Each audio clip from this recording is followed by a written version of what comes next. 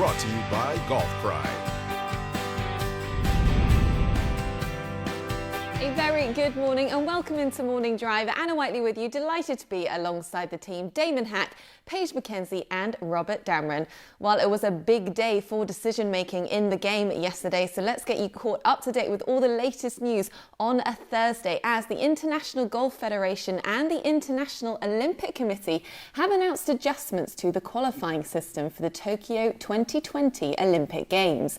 With the Games being delayed until next year, the qualifying period will now be extended to follow suit. For the male golfers hoping to make the Olympics, they will have until June 21st of 2021, while the qualifying period for the women will now end on June 28th of 2021. Meanwhile, the NCAA Board of Governors have supported rule changes to allow student athletes to profit from their name and likeness in form of third-party compensation for things like endorsements, public appearances and social media activity. The changes are expected to take effect in the start of 2021-22 academic year. And at the professional level, the LPGA Tour announced more revisions for their 2020 schedule and resumption of play. Due to the impact of COVID-19, the LPGA will now look to resume play on July 15th at the Dow Great Lakes Bay Invitational. Other notable changes include moving the KPMG Women's PGA Championship from June back until October 8th and the CME Group Tour Championship moving from November to December 17th, while the UL International Crown will not take place this year. The tour also is hoping to test its players for COVID-19 at every event this season.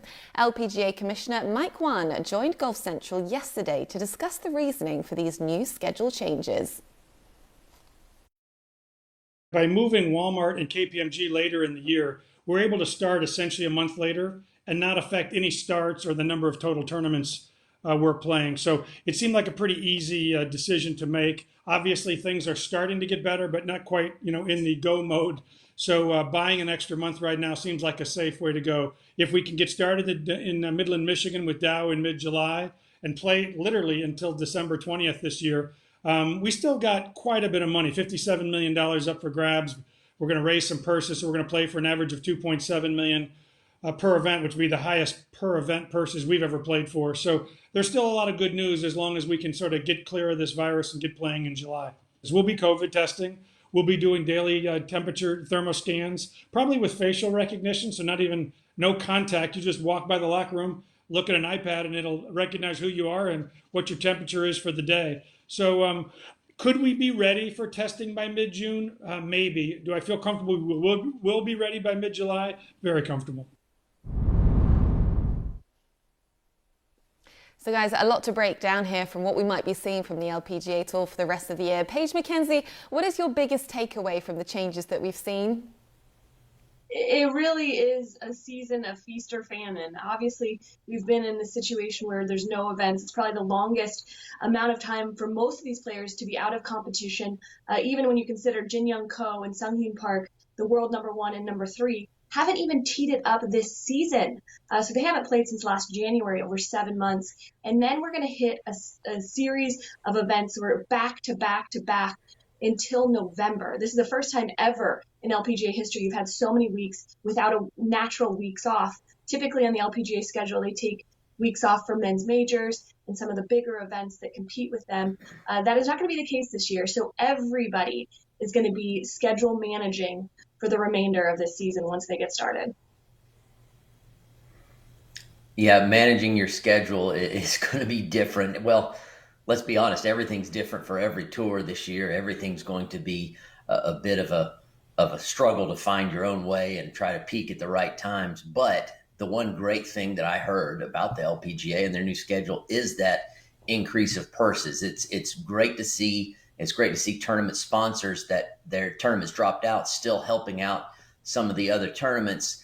And you look at even the last 2 events. You've got the U.S. Women's Open at a $5.5 million purse, and then the Tour Championship with a $5 million purse. Somebody's making a lot of money those last couple weeks of December, and it's a really good thing because forgotten in this kind of mess when we're all wanting to see sports are the caddies, the LPGA caddies especially. They're not making quite as much as the PGA Tour caddies, who maybe can sit around, and the players on the PGA Tour can kind of help supplement them in this off time, whereas a lot of the LPGA players cannot. So the caddies are struggling, and it's great to see that increased purse is going to really trickle down to the caddies and help them out a little bit. I would like to see even the players structure the payment to the caddies a little heavier, so when they get back out and playing, so to kind of make up for that lost time, because it's been a tough road for the independent contractors that are caddies on the LPGA Tour. It really has, Robert. There's a lot of excitement and optimism when I look at the schedule, especially seeing 5 major championships on the slate. It may be ambitious, though. With optimism and excitement, there are also a lot of unknowns. 2 of those major championships played overseas in France and Scotland, where government regulations, where the COVID-19 pandemic is different. The other 3 majors in the United States and near major metropolitan centers, Los Angeles, Houston, Philadelphia, where the population density is greater. So there's still some unknowns looking forward to it. The golf journalist and fan in me was excited to see 5 major championships on the schedule, but the realist also is kind of tapping the brakes and knowing that there's just a lot of unknowns at this point where we sit here at the end of April. With dates announced, Paige, and things to look forward to, I'm sure excitement and anticipation is building amongst the players, but no doubt a feeling of wariness as well. From what you've heard, what's the vibe? What are the players' perspective on players resuming on the LPGA? Obviously, everybody's looking forward to getting back to competition of the players that I've talked to. Angela Stanford made a good point a couple of days ago prior to the schedule being released that she was still concerned about those European events because the outbreak has been so different, the government regulations so different than here in the United States. She was still cautious in her optimism about competing in Europe in September. Well, the good news is that we have got an LPGA Tour schedule to hopefully be able to look forward to for the rest of 2020.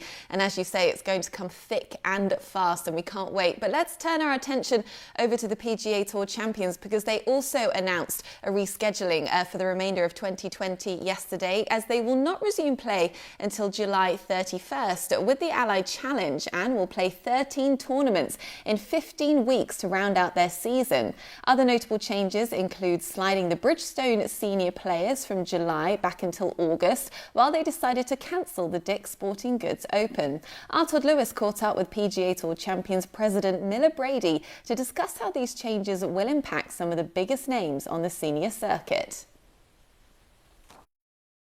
We've been talking to all of our players, and it's a shame that we had to take the pause when we did, because we started out with a great run at the beginning of the year. Not only were, the likes of Bernhard Langer continuing to play well and win, but Fred Couples was playing great. And then we had the win by Ernie Els, who's a rookie with us, as well as Brett Quigley. The guys that are getting ready to turn 50 are extremely excited. And I could tell you today that Mike Weir is going to make his debut at the Allied Challenge, which is extremely exciting. I think he grew up just an hour away from Flint. So that's exciting for Mike and for us. And then Jim Furyk, Jim is really evaluating his schedule for the balance of the season. I know that he really likes Warwick Hills, and we're hopeful that may also be his debut. All right, guys. Well, as we know, the PGA Tour champions doesn't have as many consecutive weeks of play as we see on the PGA Tour, but this is looking like one packed schedule for the remainder of 2020. Let's focus in on its biggest stars. Robert Damron, there is a certain Bernhard Langer chasing down HALE Irwin's all-time winning record on the Champions Tour. Does this change your opinion and the odds of him actually being able to do this now?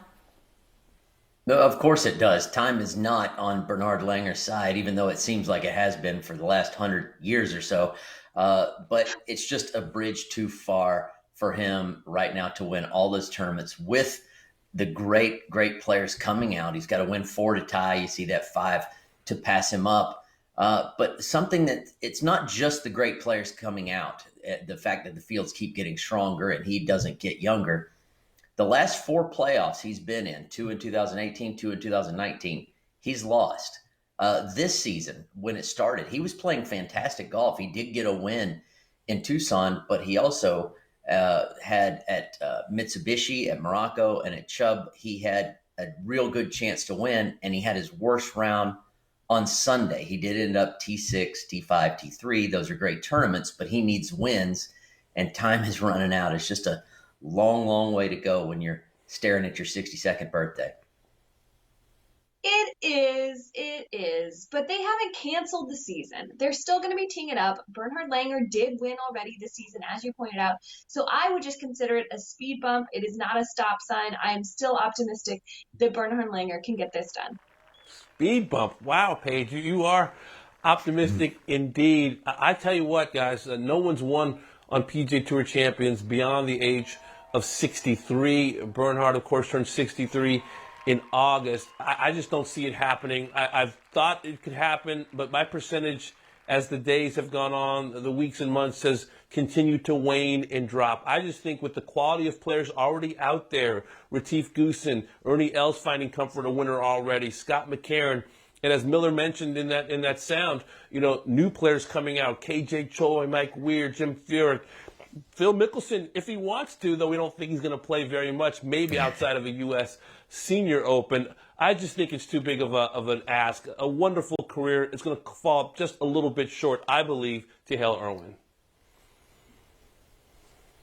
I seem to remember having this conversation about 6 months ago, and then he went on to win another senior major. So if there's anything that we know, it is do not underestimate Bernhard Langer.